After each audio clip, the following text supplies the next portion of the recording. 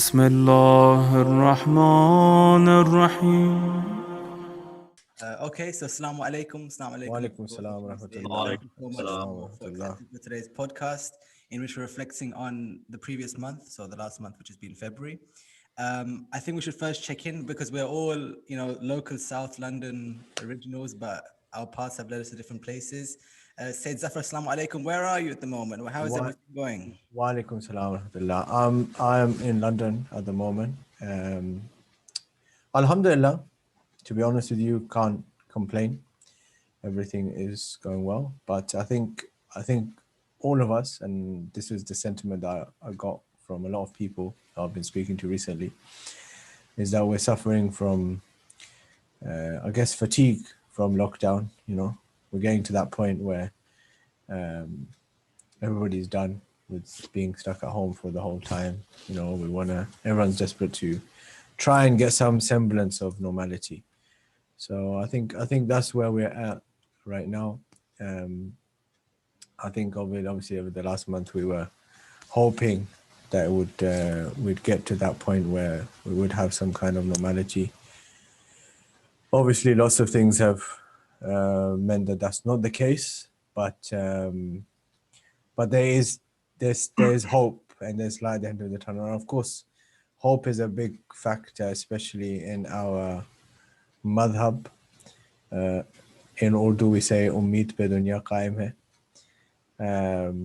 And of course, we always say this, and I believe that Sayyid will echo me here, which is that everybody can be hopeless, but the one who believes in the hope for humanity, for a savior in humanity, can never be hopeless. So yes, we've struggled over 2020 and probably even the beginning of 2021, but I think that that faith in Imam al-Zaman Jalla Ta'ala Faraju Sharif is a key factor in making sure that followers of Imam alayhi salatu wasalam, they struggle. Everybody goes through struggles in life, through difficulties, but we never become hopeless. Exactly. Thank you so much, Said. Well, that's a very hopeful summary of your month. So, mashallah. To Said Abbas, said, Assalamu alaikum. I guess same question. How are you doing? And are you also feeling as hopeful as Said Zafar as well? Alaikum assalam wa rahmatullah. I was actually enjoying Sayyid Zafar's conversation. Words of wisdom were flowing. It seems like that he's really utilized lockdown and has been performing some very spiritual exercises. So I feel now hopeful listening to his hopefulness. MashaAllah. Alhamdulillah. But yeah, no, I say really the same thing. I think it's been a challenging year for the last 11 months for all of us, in some shape or form. And I always find that whenever God puts us in a situation of challenge, there's always something he's propping us up, or some responsibility he's about to give us. So I know that there are people who've been living by themselves. It's been difficult for them. It's never easy to be confined. But as you see, when Allah was offering Yusuf a kingdom, he kept him by himself, allowed him to really strip off some of those, I think one would say, some of those holdbacks. In the very same way, there will be some champions who are going to come out of this having been stripped of all of their kind of worldly attachments, and I think more so in the right mind frame. And then of course there are people who are suffering in this, but remember, suffering isn't always a bad thing in the long run. And I would say that it gives you hope, it gives you appreciation. Of course, there's some people who are going for a lot of clinical stuff. Allah help them as well. And I think the message of hope is there for all of us. But to be honest, I think everybody suffered in some shape or form. Whether it's been loneliness, depression, sadness, financially, spiritually, physically. I think everyone is in the same boat. But together as a humanity, I believe we can overcome it. And I believe that if we are to focus on God, I think there's a bright future ahead of all of us. Inshallah. It's interesting how you both mentioned the suffering that people are going through. as a reason why we should be hopeful, because we can use the suffering for different things. I'm curious, because you're both in positions where people are coming to you for advice for religious issues. Are you noticing a theme of the way that people are suffering, or have you noticed that the struggles people are going through are quite similar, or is it really that varied? And what kind of advices have you found yourself giving to people? I think Bismillah. that I think that there's definitely common themes that have run through um, issues. So, for example, obviously, Sayed mentioned loneliness. That's a big one. There's we don't realize, but there are so many people who, for various different reasons, are living on their own. Um, Even though, of course, Shariat has done extreme karahat of living on your own um, for a number of reasons. But obviously, one of them is that, if somebody's in need, or they go through some kind of suffering or some kind of thing, then if they're living on their own, it's less likely that, you'll find out. We've heard the stories, people, somebody had a heart attack, or somebody, even died, and, they didn't discover their body, until days later, because they were living on their own, and nobody even knew that there was something that happened to them. So loneliness, of course, is a big one. And of course, loneliness is not just for those people who are living alone, but there's sometimes people are living in the same house. There's different people living in the same house, but they're living as strangers. They're not actually living as a family. They're not living, there's no connection between them. So that's obviously one big factor that's been a key.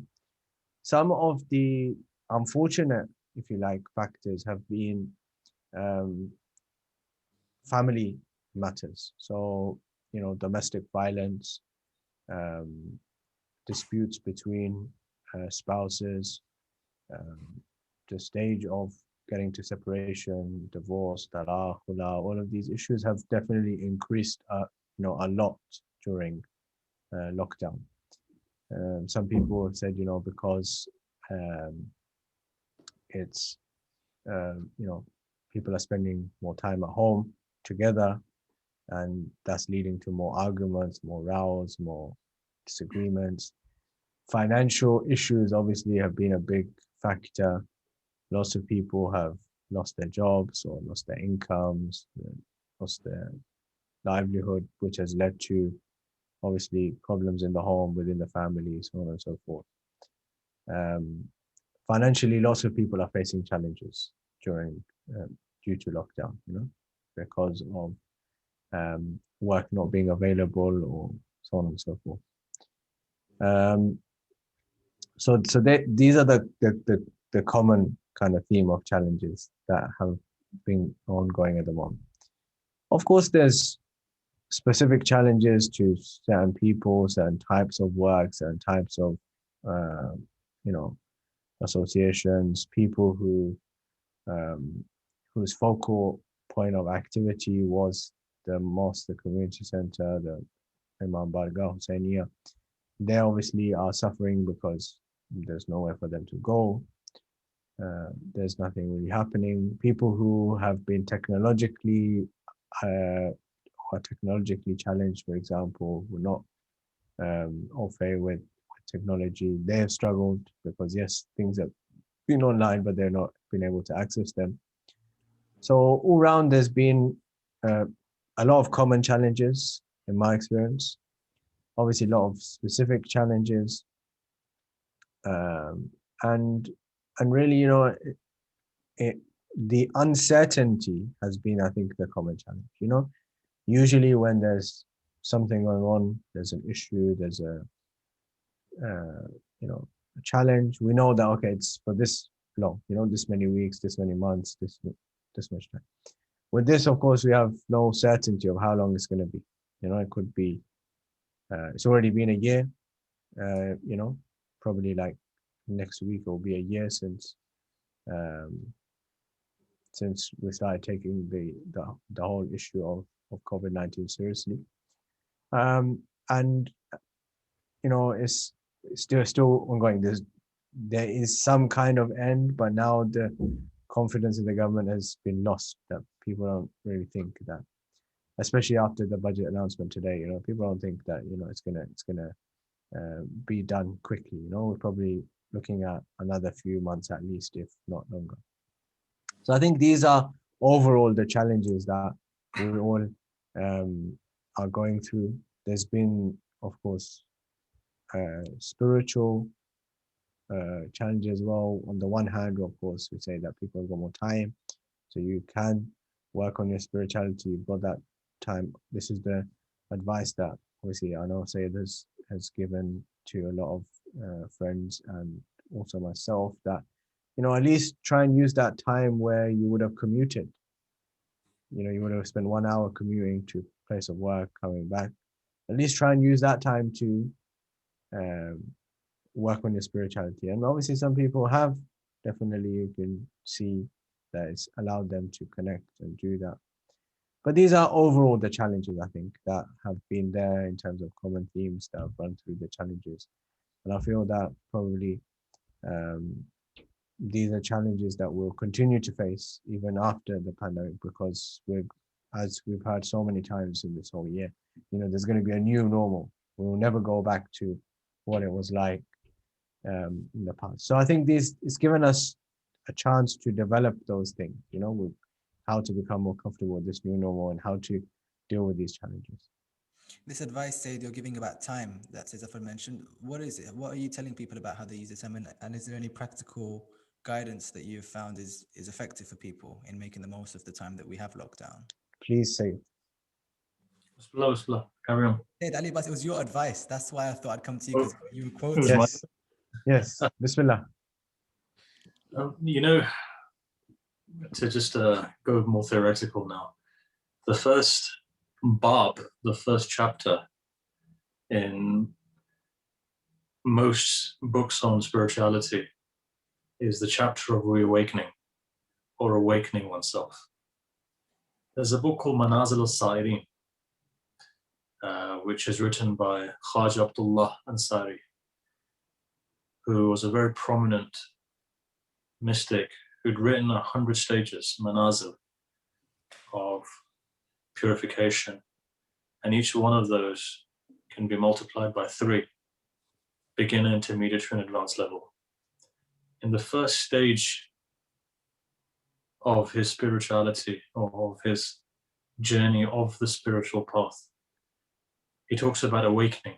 So one has to awaken first and foremost. You've got to have the push to awaken yourself to the fact that there's something higher than you. You've got to have this pull to at least say that there is a God and I want to worship him and I want to improve myself. Otherwise, you're not going to get to a stage. But anyhow, part of awakening, the first condition of awakening really, is that a person needs to be able to timetable their life, knowing full well that time is like you're chucking diamonds into the water. It's not going to come back again. The stream is flowing and you're chucking diamonds away. So the most important thing is to utilize this time as best as possible to timetable your life. It's very easy to become complacent. They say when people retire, you've got this buzz about retiring, but when you do retire, after a week or so, when you have no schedule, you find people fall into depression. People get sick. So it's always going to be important for you that it's until the last moments of your life, make sure that you have a timetable. And at the same time, you're utilizing your time properly. But I guess more so is the idea of muhasabah and muraqabah, especially at the end of the day, to take account of your day. So even if it's an A5 piece of paper, just to have a line through it, all the things that I did positive, all of those things that I did negative. It doesn't need to be very extensive, but just to take account of your day is so important for your own spiritual evolution. And at the same time, it's very practical as well, because you can see where you've made faults on a practical level. And so also what you can do is improve on that. And a muraqabah means to be vigilant of oneself. And that only comes when you do muhasabah. But the more account you take of yourself, the more aware you become of the words that you speak, of the actions which you commit. And I guess you'll see a pathway of betterment. So again, utilize this time. I remember this time last year, or a month after this time, April, May time, you had hundreds and hundreds of courses online. There were so many free courses that people were taking. By June, everybody had given it all up. So, the kind of like energy that was there had left. So this is why it's important. So the final thing is consistency. I think if a situation like this comes again, have your timetable, have a consistency there, do all of those things that you couldn't have done, study all of those things that may not have been possible, go online, invest, Bitcoin, stock shares, whatever it may be, but definitely be flexible. There's a hadith that says that when bala comes, the believer is like straw. When the wind blows, you bend, and after the wind blows over, you come back again. Shouldn't be rigid. Yes, in front of troubles and so forth, you can be like a mountain, unshaken, but at the same time, you must also be like straw. So when it blows, let it blow over you. You go down and then you come back up again. So you've got to be very flexible in times of trial and tribulation.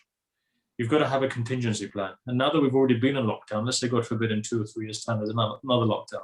For argument's sake, have a contingency plan that this is what I'm going to do. And that way, what you see is that you're utilizing your time, you're achieving what you need to achieve. And I think that's the main thing. Have a goal in life. What is your goal in life? If you have a goal in life, if you have an aim in life, whether you achieve it in this direction or in this direction or in this direction, you're going to achieve it. If your aim, for argument's sake, is material, you want to be a millionaire, right? People are still sitting here becoming millionaires from their homes. If somebody wants to become spiritually superior, people are still achieving that because they've got their room and they're worshiping and they're praying and they're doing all the things that they couldn't have done if they were traveling. If people, for example, have started PhDs, they're finishing their PhDs in this time because they've had time to write, their book, etc. So there's a lot of things one can do. People who want to get fit, you can get fit. Yes, many people are complaining, I've put on 10 kilos, I've put on 20 kilos. Okay, but at the same time, there are people who were 20 kilos heavier, who are now 20 kilos lighter, who have been training every single day and going on the 1 hour, half an hour walks or runs or whatever it may be. So I think it's a double-edged sword, but there needs to be a level of willpower to be able to overcome it.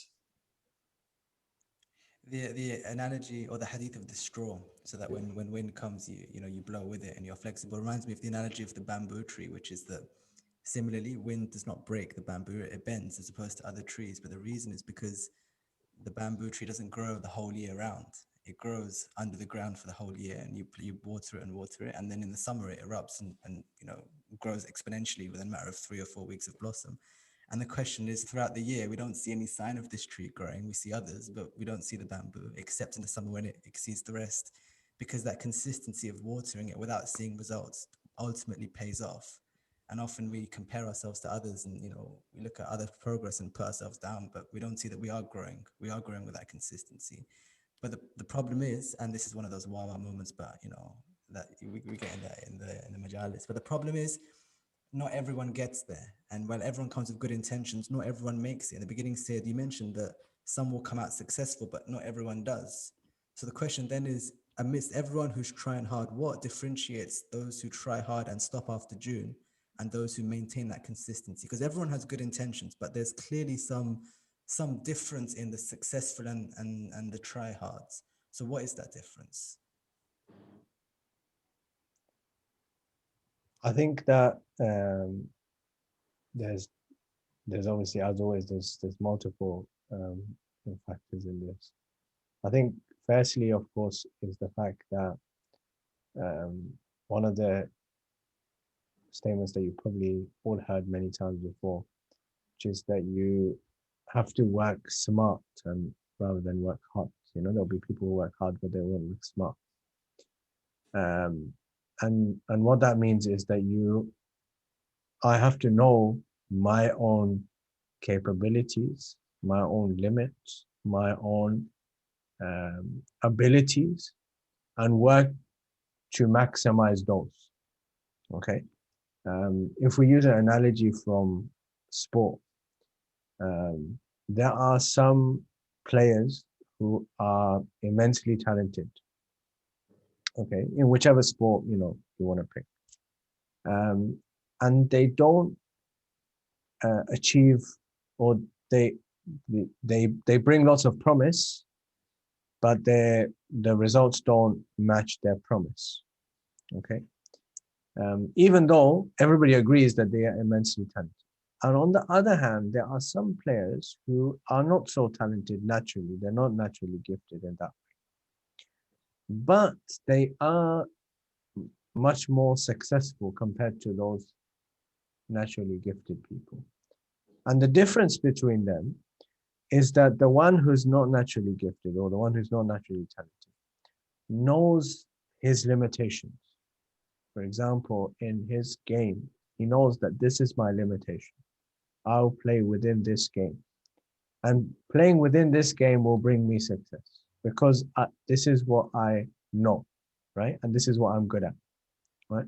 So he wouldn't try to do something that aesthetically might look pleasing, for example, might bring, the cameras, but will bring success. So I think that's the same. The reason why I use this example is because obviously everybody watches some kind of sport. And that is that when it comes to spirituality, it's exactly the same, right? It's just like when we talk about building our muscle in the gym. So we're building that physical muscle. And spirituality is building that inner muscle, right? The soul, the ruh, okay? And it's exactly the same, right? The first day you go in, you see all the shiny machines in the gym, and you think, or you see that guy who's picking up like 200 kilos, and you think, if you try and do that on the first day, your back's going to give way and you're going to be done, okay?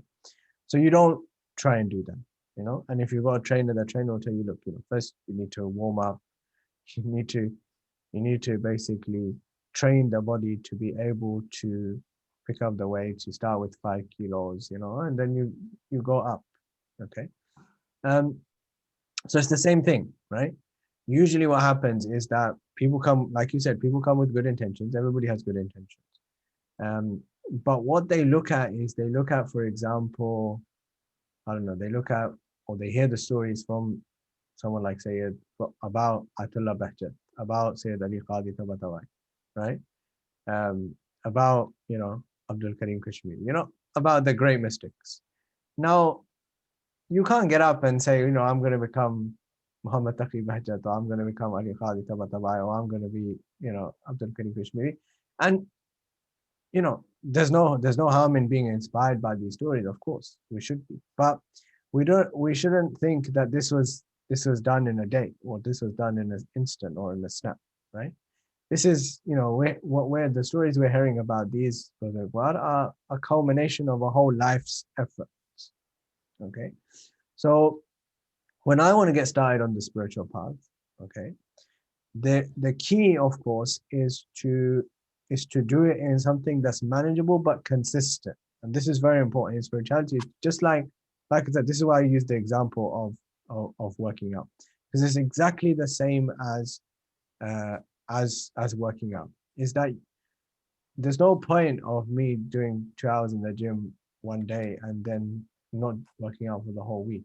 No, if I'm doing half an hour every single day and I consistently keep doing that, that's much better for me, for both my body and of course for my consistency, because I'm going to be more likely to keep on going back every single day, right? So it's the same thing with the spirituality, right? That if I want to become more spiritual, if I want to become more ruhani, more connected with God, I need to start with something that's manageable and something that is realistic, and something that is, of course, there's no shortcuts. Just like there's no shortcuts in getting toned, there's no shortcuts in spirituality. Okay, so first of all, the basis has to be correct. Like the theme that you said, obviously February was the beginning of the month of Rajab. It was the month. It's the month. We're still obviously in the month of it. It's the month of Imam Amirul Mu'mineen alayhi salam. And wilayat has to be the basis of all kind of spirituality. There's no spirituality without wilayat. Okay, there's these faux spirituality, I would call it, or pseudo spirituality that people like to preach or speak about. But if there's no wilayat in it, it's not spirituality. It might look like spirituality, it might feel, or it might seem to be, but it's not really spirituality if it's not with wilayat. So that's the first thing. And the second thing is that in terms of this is why I use those two examples of the gym and of sportsmen. And that is that I need to know my limitations. Okay. Every single person has their limitations, and nobody knows their limitations better than my own self. Right. And number two is that it has to be consistent, it has to be manageable.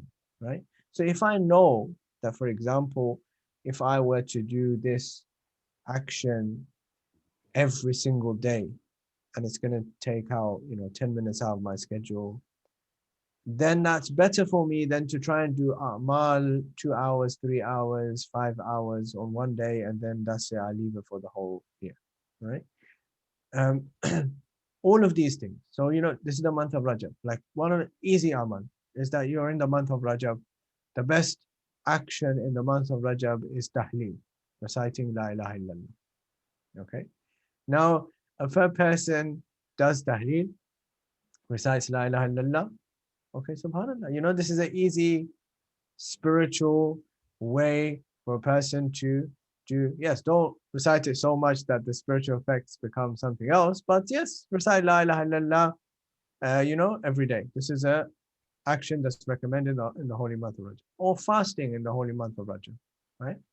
So doing extra, there's amal for every single day and night in the holy month of Rajab. It's mentioned in Mafatih al-Jinan, Iqbal al-Amal, all the books of amal. These are things, little things, tiny things, which allow a person to get connected to that spirituality. Okay. And it has to be consistent. This is the key, right? So for example, if I want to see the effect, so sometimes some people say, well, how am I going to see the effect? It's the same thing, right? If I go to the gym one day, I say, okay, well, I went to the gym today. Am I going to see the effects straight away? No, it's going to take months of doing that practice for the effect to come in. So similarly, I need to keep that effect going on. You start off this spirituality in Rajab, then you can continue in Sha'ban, then you go through Ramadan. When you get to Eid, then you should see the effect. That's the purpose. That on the day of Eid, when we do the Salatul Eid, that's what we're reminded. That remember, this day of Eid is a reminder that all this effort that you build up, you should see the thamar, the fruit of that effect on the day of Eid. And that's why you're celebrating. This is the philosophy of celebrating Eid. Not that, oh, now it's Eid, so I don't need to fast anymore. I can have Samiyya at 6 o'clock. No, this is not Eid. Eid is for me, is for a spiritual person, or for the one who's mastered the art of spirituality, is that I have obeyed the commandment of God, and I've built in that self-control. I've proven to myself, God has shown me that you've proven to yourself that this is how much self-control you've got within you, right? And that, once it's strengthened, is going to now allow me to be more spiritual, to go towards that spiritual station. So in reality, that's, in my view, what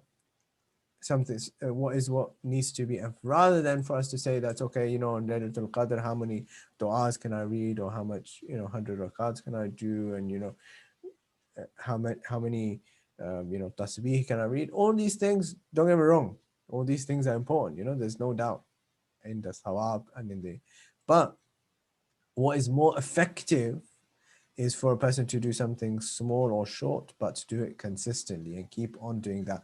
Make it part of a person's life. All right, so that helps to understand the journey. Here we are in the end of February. We are trying to build our own spiritual development using this methodology of picking up small activities that are incorporated in a schedule that help us, and by building on them, gradually we build our tolerance and increase that muscle that we have. Question to Sayed, bearing this in mind, for the individual on this journey, trying to develop themselves and find practices that might suit the lockdown environment we're in, here comes 13th of Rajab in the middle of the month, and it acts as some sort of aid or ally in this journey towards your own development. I must ask you, bearing in mind what Zafar said, how does the individual look at an event like the birth of Amir al-Mu'mineen to better their own spirituality? How do we use this to strengthen that soul of ours? I think, again, just to build on what's already been said, if you're going to begin on the day of the 13th of Rajab, then you better aim for the next year. To understand the 13th of Rajab requires you to have done some kind of prerequisites. It's not just something that you wake up all of a sudden and think, okay, oh, wow, it's 13th of Rajab. In the same way, always Laylatul Qadr. So you have to build yourself up to be able to appreciate what these events are, what these days are, what this month is, how you can benefit from this month. And as has already been said, there needs to be a level of consistency, small but consistent, small, steady movements that you feel that you can do, even if it be a Surah Yasin, for example, every single day in the morning, which is highly recommended. You know, when you wake up in the morning, you should recite a Surah Yasin. That's what some of the great scholars and the great mystics have recommended. Istighfar, salawat. So I think whatever you decide to do, I think make it consistent and build up on it. Only then can you truly realize. But then again, at the same time, you see, everything has to do with wilaya as well. So it depends how much of the wilaya you're enhancing. Otherwise, there's no difference between you and a member of the Khawarij who was just sitting there just reading Quran. The fact is, the ruh of the Quran, the batin of the Quran, and the batin of your faith is to do with the wilaya of the Imam Amir al-Mu'mineen alayhi salam. So, you know, you have to somehow harness that. Now, how does one harness that? The best possible way of doing so is tawassul. You know, so there's a reason why on a Tuesday you recite Dua Tawassul, but you have people who recite Dua Tawassul every day. And the purpose of them doing so is to build a connection with the Imams.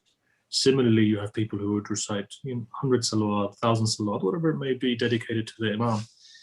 Khalwa with the Imam is important. If you truly want to harness it, then, you know, maybe 10, 15, 20 minutes a day, maybe go into your own Khalwa, think on the Imam, contemplate, read up on him. And, you know, these kind of things help out a lot, especially within the climate that we're in at the moment. Obviously, one can't travel and go to ziyarah, but it's really about the connection. It's really about trying to build a connection. To build a connection requires you to be able to focus on a particular person, in this case, an Imam, and, you know, try and focus and to try and build that spiritual connection with that Imam. And then from there, you'll see that the more you focus, the more you connect, the more that connection becomes stronger and stronger and stronger. So it's a process. It's not something that's happening overnight. It doesn't mean it doesn't happen overnight. There are very few people in the world who can, in a second, become majzoob, as they say. Within a second, they're majzoob. But there are very few people like that. You know, you could probably list them on your fingers over the last 1,000 years. For the vast majority of us, we're traveling, we're wayfaring on a journey. And I think that's what's important. But again, just to emphasize, it's the consistency. For whatever you do, remember, there's a level of consistency in play. The more consistent you are, the more you're doing, you'll find that slowly but surely doors open up. And sometimes you can take a leap as well because you've been consistent. You know, all of a sudden you end up at a different level.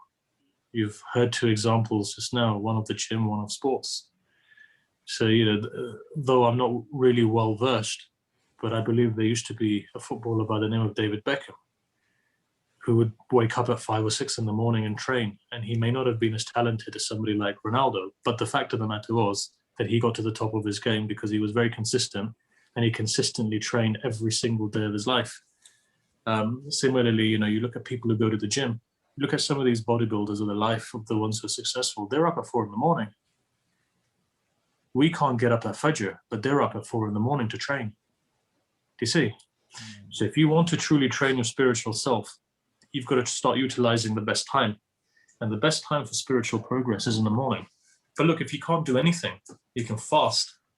So if you can fast, if you know, God forbid, if you don't have, let's say if you've got diabetes, God forbid, then okay, that's a different story altogether, but there's other things for that. But if you can fast, if you have the ability to fast, then utilize it. But it all comes down to one thing, will. Do you have the will? If a person has the will, Allah will give him the strength to cross whatever river it takes. The second thing is, do you have the faith? Because if you're doing this for Allah, then Allah, fahuwa hasbuh, is sufficient for you. You will see that with your tawakkul, your faith in God, your belief in God, and your consistency and your sincerity, you'll climb. That's what's important. I think you've got to be honest to yourself, and more so, as well as being honest to yourself, you've got to be honest to God. So I think that's what it is. And, okay, you mentioned some people after a period of time decide to give up. Okay, that's fine. That's not a problem. But as long as for the time that you can do it, you do it to the best of your ability. Look, not everything is for everyone. Said Abul Qasim al-Khuy, Ayatullah, came and said Ali Qadi Marhum, and he said, look, I can't do this anymore. It's too much for me. Said Qadi said to him, go sajda, recite 400 times Ayatul Kursi. He said, listen, man, it's going to take me ages to do it. I'm saying in my language now, obviously didn't say it like that, but he said, look, 400 Ayatul Kursis in sajda. And said, Qadi smiled, and he says, for you is marjaya, forget that, don't worry. But one final amal do. Laylatul Qadr is coming, recite Surah Qadr X amount of times, and you'll see your whole life. And he says, I saw my entire life until the day that I died. And that prepared me for what was to come, which was marjaya. So, not everything's for everyone, but at the same time, Allah has a distinct pathway for each one of us. The question is, are we able to use it? Are we able to find out what our pathway is? But as I said, it comes down to sincerity and the will to do so. If you don't have the will, then okay, you don't have the will. But make your life as such, though. And I tell you what destroys people's will. Facebook does now. There's so many videos on Facebook. If you can just sit down in the morning and just go through Facebook, you'd be sitting there for 2 hours just watching snippets and clips and so forth. Social media, just wasting time on WhatsApp. So there's a lot of time wasting at this moment in time. It's not productive. And I think what differentiates us from those people who've gone before us is the fact that they didn't have so many different ways of distracting oneself. But at the same time, they were dedicated. They were focused. The problem with all of these distractions, especially social media, is that it ruins your focus. It makes you scattered. Your mind becomes scattered, which is the antithesis of spirituality, which is meditation and centralization of thoughts and muraqabah, tamarkuz and so forth. So actually, our phones and our social media is actually a dajjal to our spirituality. You've got to just turn it around on its face. And perhaps this is why there should be a time in the week where you can just switch off or limit your connection on WhatsApp or social media and so forth, and just focus on yourself. For the one who is lacking that motivation to be that potential, to be that version of themselves, how do they find that will in the wilayat of Amir al-Mu'mineen, especially in this month? If it is shock therapy and they've not done the work, but it's there to remind us, what can we learn from his message to be that person? I think that now obviously, in addition to everything that Sayyid has obviously mentioned, I think that if we just reflect on what he says really on the first day of his life, right? So here's Imam alayhi salam, 16th of the month of Rajab, the Prophet comes back to Mecca, he goes to the Kaaba, Fatima bint Asad comes out, he takes Imam Ali alayhi salam in his arms, and he recites Bismillah ar-Rahman ar-Rahim, Qad aflaha al-mu'minun. Right? This surah itself, it's such a fantastic surah, it starts off with telling us about what the believers are supposed to be like, right? So really, this is the bullet points for what spirituality is, right? The believers are what they pray, okay? They protect their prayers, they give charity, they protect their private parts, so on and so forth. This is all the bullet points for spirituality, right? And then at the end of the surah, it's reminding us about death, right? The famous verses that I have personally have read probably about 15, 20 majalis Salis Hawab on these ayat at the end from Surah Al-Mu'minun, where when Allah subhanahu wa ta'ala is saying, when the disbeliever dies and he sees death in front of him, what does he say? He says, قَالَ رَبِّ ارْجِعُونَ, oh Allah, turn me back to that. لَعَلِّي أَعْمَلَ صَالِحًا فِيمَا تَرَكْتُ, that I might do that good deed that I left. And Allah subhanahu wa ta'ala says, Kalla. Even if they were to be turned back, they would still never do this. And now there's just barzakh between them. This is one of the two places in the Holy Quran where the word barzakh is used, and it's the only place where it's used in that sense that we use barzakh in the istilahi sense. Obviously in Surah Rahman, where Allah subhanahu wa ta'ala uses barzakh, it's not used in this sense of the barrier between life and death. So here, both of these things are a reminder that, Suratul Mu'minun, of course, it's only fitting that Amirul Mu'mineen tells us about what the Mu'mineen should be like. But Suratul Mu'minun is that bullet point, that reminder, like, at least, the message of 13th Rajab should be that everybody who hears this fadail and does nada on this fadail should read Suratul Mu'minun and see what does it say. What is it that Mu'mineen are expected to be like, right? And at the end, be reminded of death, that when you're going to die, this is what the situation would be like. So I don't want to be in that situation. And then the ayat, and if you go for the tafsir of this ayat, which is verse number 99 and 100 of Surah Al-Mu'minun, is that it doesn't say لَعَلِّي أَعْمَالَ صَالِحًا. It says لَعَلِّي أَعْمَلَ صَالِحًا, right? One action, right? And this is, of course, a reference to wilayat of Amirul Mu'minin, because it's the disbeliever who's going to say this, right? So at the time of death, the disbeliever will say that if I had accepted the wilayat of Imam Amirul Mu'minin, then I wouldn't be in this state that I'm in right now. Okay? So this is very important to remember, that all of it all comes back round to this wilayat. But what is the condition of this wilayat?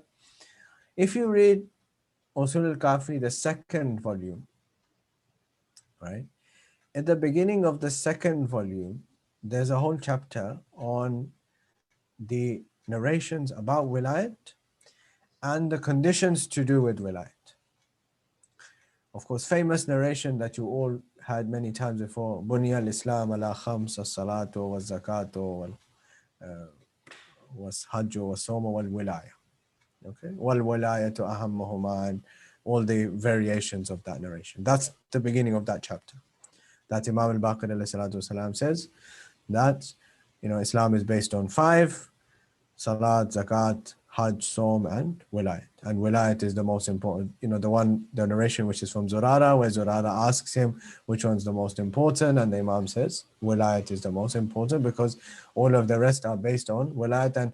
And another narrative says that the Imam says that because the Ummah took the first 4, but they left Wilayat. In that same chapter, there's narrations about the conditions of wilayah from Imam Baqir alayhi salam. One of those narrations, obviously the whole list of them, one of those narrations is that our wilayat will be of no use to those people, Imam says, who don't obey Allah subhanahu wa ta'ala, who have no ita'at of Allah subhanahu wa ta'ala. That means that this, if we're talking about shock therapy, then the shock therapy is that sometimes we think, or we have been led to believe, that as long as I have wilayat, it's fine, right? And yes, that's true. There's no doubt about the ahmiyat of wilayat, of the importance of wilayat. But there's conditions attached to that wilayat. And Imam alayhi salam, it's not me who's saying it, Imam alayhi salam is saying that our wilayat would not benefit those people who don't obey, who don't do ita'at of Allah subhanahu wa ta'ala. So that's the shock therapy. That remember, yes, I've got this wilayat. It's like having the passport. You've got the passport, but you get to the airport and you put it on the counter and the guy hands it back to you and says, sir, your passport's expired. So even though you got the passport and it's genuine and everything about it is fine, but the moment he hands it over back to you and says to you, sir, it's expired, it's not valid, you can't get on the plane. So similarly, I know talking about getting on the plane in the era of COVID-19 is like putting salt on the wounds, but there we go. This did happen. This sounds very. Did this happen to you once, Sayed? It sounds like really raw. Alhamdulillah, it's never actually happened to me. Something else did happen, but we'll share that. We'll leave that for some other time. But what I'm saying is that wilayat is like, so it's just exactly in that same way, right? Yeah. That just I can say I've got the wilayat. Yes, alhamdulillah, I've got the wilayat. But is that wilayat actually going to benefit me? Imam is saying, well, if you want that wilayat to benefit you, if you want that wilayat to help you, then you better make sure that you are doing your wajibat. You better make sure that you are obeying Allah subhanahu wa ta'ala. And of course, that's the essence of spirituality. Sometimes people talk about shortcuts to spirituality. You know, you have people, I've had so many people message, I'm sure Sayyid will concur, I'm sure he gets more messages than me on this, that you will have people who message or call or come and see you about spirituality, and this person isn't doing the basic wajibat. They're not staying away from the basic muharramat, and they're saying, well, we want to go on the spiritual path. How are you going to go on the spiritual path? Well, you need to do the wajibat. If you can't do the wajibat, if you can't stay away from the muharramat, which are musallamat, I'm not talking about the controversial ones, I'm talking about the basic ones, right? If you can't even do them, if you can't even do 5 times a day prayers, if you can't even do the basic muharramat of staying away from the basic things which everyone agrees is haram, then how are you going to go on the spiritual path? The spiritual path demands a far greater, we have that dua of Imam Zaman Jalla Ta'ala Farj Sharif, which is supposed to be read every day, which begins with Allahumma rzuqna tawfiq at-ta'a. In that it says, there's a line, that wahfaz butunana min al-haram wa shubha, right? That keep my stomach protected from haram and also from shubha, right? Also from that which is doubtful. So haram is obviously one stage, right? That everybody needs to, that's the sharia that's demanding us, that you need to make sure that there should be no haram going into your stomach, right? Any haram that goes in, that's going to negatively affect you, obviously, spiritually, right? But even shubha as well we're doing, right? Because if you want to get to that higher spiritual station, you need to make sure that even the shubha, even that which is doubtful, sometimes people turn around and say, well, we don't know, this guy saying he's Muslim, my friends, brothers, sisters, brother-in-laws, so-and-so said this is halal, so we can eat it. Yeah, I mean, if you don't know, bismillah, eat it, right? That's the fiqhi ruling, that, as long as you don't have certainty this is haram, you can have it. But if you want to go on the spiritual path, then you need to stay away from the shubha as well. If there's doubtful, this might be something wrong with it, just leave it out. Don't eat it, right? Stay away from it. That and of course this actually, as Said mentioned, there's been 2 kinds of people in lockdown. There's the people who put on 10 kilos and the people who took off 10 kilos, right? But similarly, it has been a good time for us to reflect over the fact that, if I'm not eating out so much, if that's affecting my spirituality, if that's helped me, then maybe I should reflect that, maybe eating out was the problem. Maybe because I was just going and eating every single place, that was hindering my spirituality, right? If I stop eating so much red meat, if I don't eat red meat every single day, I'm not going to die, right? Sometimes try the taste of vegetables, they taste good. But some of our people are like, no, we have to have red meat on the table every single day. If we don't have meat on the table, the guy will not eat. He'll have a row with his wife. Why didn't you cook meat today? Ajib. And then you want to go on the spiritual path? How are you going to go on the spiritual path?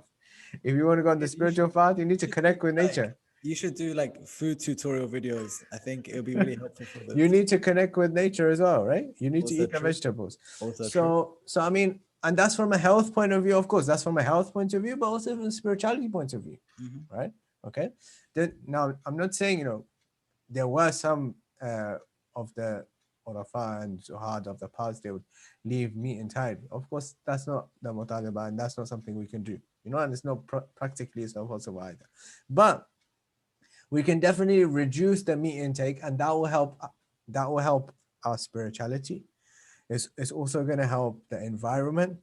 It's also going to help, and that's something that we don't really talk about or think about. But saving the environment is also part of spirituality. Helping the environment is also part of spirituality. If we're ruining, destroying the environment, that's against spirituality. That's also hindering spirituality if I'm ruining the environment, right? Sometimes switching off from your social media, from Sayyid mentioned, from social media, from all your devices. I know it's hard. We become.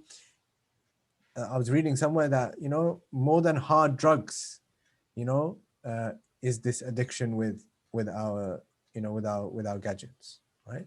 So but even I remember, I'll share this story with you. I remember one time one of my phones that I had, it kept switching off randomly.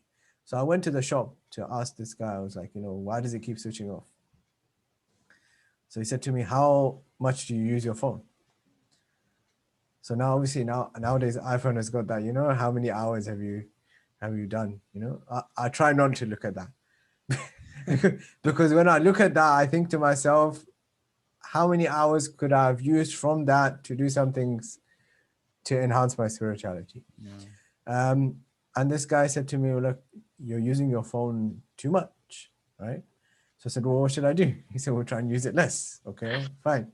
And then I said, well, what else? So he said, turn it off, leave it for a few minutes, and then turn it back on again. And then that will, it will stop overheating, or, whatever the issue was.